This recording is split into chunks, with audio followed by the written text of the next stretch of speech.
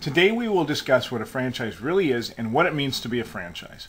I have worked with organizations in the past that have looked at the legal and other aspects of being a franchisor and have decided they simply wouldn't call themselves a franchise.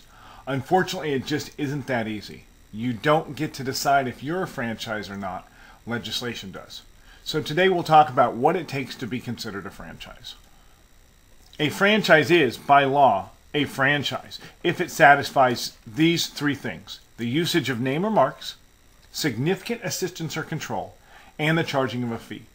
It's important to note that for this federal test, you have to satisfy all three of these to have your offering considered a franchise. However, in some states, if you hit just 2 out of the 3, you are in fact considered a franchise.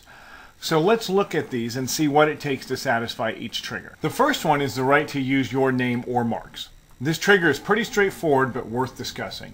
Basically, you satisfy this trigger if the franchisee's business is substantially associated with your trademarks, service marks, trade names, or other commercial designations.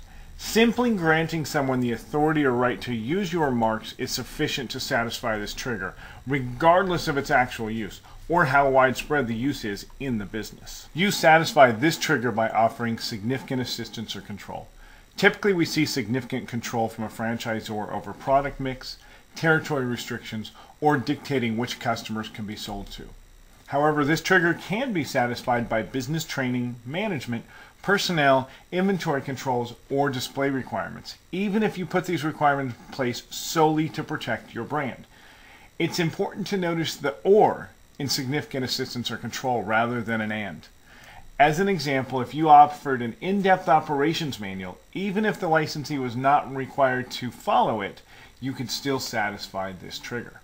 If a licensee writes you a check when they sign an agreement, you obviously satisfy this requirement. Even without an upfront fee, though, you can trigger this. If you charge an ongoing royalty, a mandatory bookkeeping, advertising, or training fee, or if the licensee buys products or supplies from you at prices that are greater than a bona fide wholesale price, you can also satisfy this trigger.